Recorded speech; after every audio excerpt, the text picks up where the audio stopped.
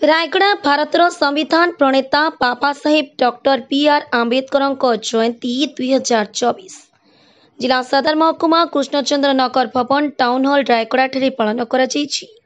एही दिवसर शुभ अवसर में मुख्य अतिथि भाव जिलापाल श्रीजुक्त मनोज सत्यवान महाजन, अतिथि भाव उपजिलापाल कल्याणी संघमित्रा देवी, उन्नयन विभाग अधिकारी कहर बाबू, अतिरिक्त आरक्षी अधीक्षक विष्णु पत्र और अन्य प्रमुख व्यक्ति माने उपस्थित रही।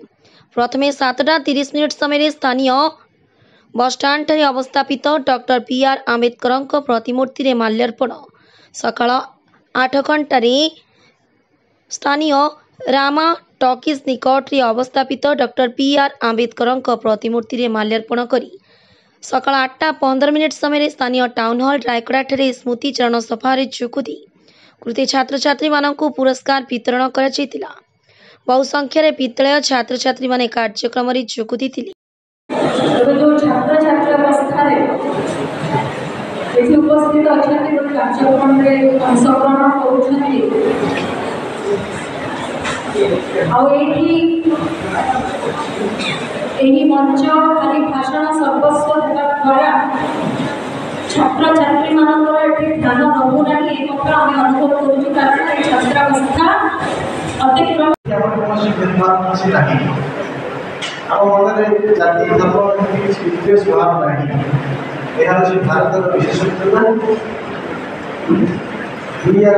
विषय शुणिले सी व्यक्तित्व विकास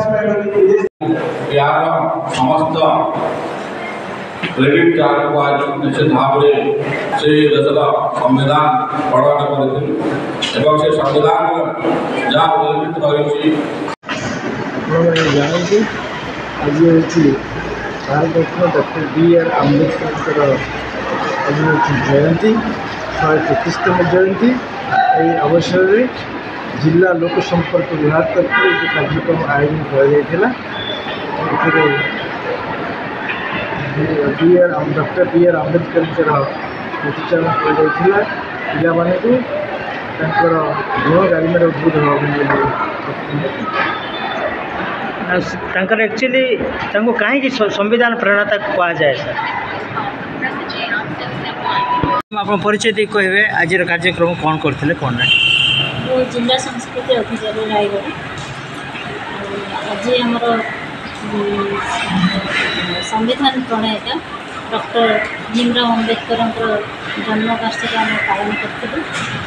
रायगढ़ में दुईटी प्रतिमूर्ति को आम माल्यार्पण करूँ आंबेडकर प्रतिमूर्ति ये आमर विद्यार्थी मान प्रतियोगिता होता कलेक्टर सार आसते छात्र छात्री मान पुरस्कृत करते। आज कहीं भीमराव आंबेडकर जयंती पालन हो भीमराव आंबेडकर परिचय देवाई आम बहुत छोट भावु जहाँ कंट्रीब्यूशन रही समाज दलित लोक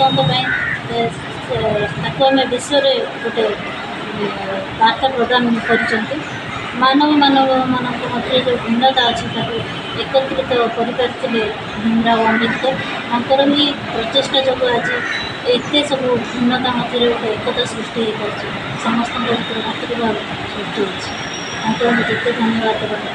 रायगड़ा आशुतोष कुमार पट्टनायक रिपोर्ट संघर्ष टीवी।